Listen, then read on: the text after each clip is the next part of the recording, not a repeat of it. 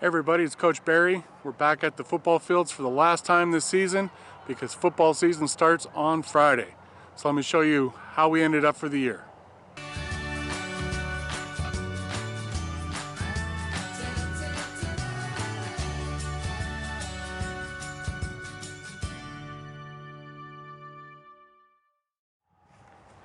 So our plant growth regulator was kind of a learning.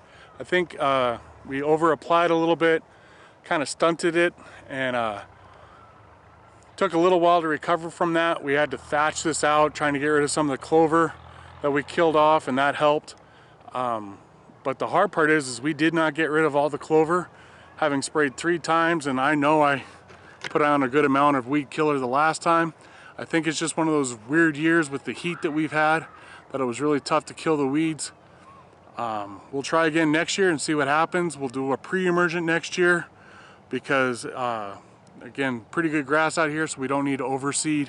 So we'll try to hit the weeds and get rid of clover and crabgrass for next year. So let me show you kind of what they look like. So here's the spot that we were at the very beginning of the year that was completely bare, and again, lots of clover, darn stuff, but you can see it really thickened up. There's a couple still thin spots, but definitely not down to the dirt. Much better than it was, and this is really the worst spot on the field. The rest of it is pretty thick. So here you can see, again, we got a nice, great stand, very thick coming in. My only complaint, again, is the clover, but at this point, nothing we can do, and definitely not gonna make it a worse playing surface, but we've come a long way in a couple of months. And here we are in the south end zone, looking north to the field, just to do a comparison of a before and after.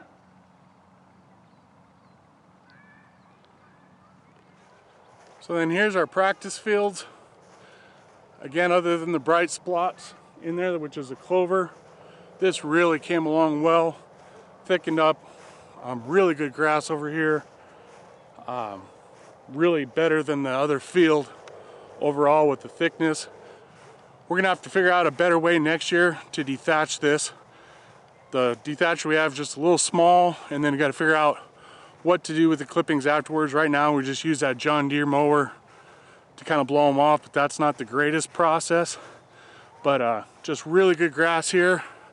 As you can see behind me, very thick. Honestly, there's places in this that are just perfect when it comes to the grass. If we could get the whole thing to look like this next year, we really have will have accomplished something.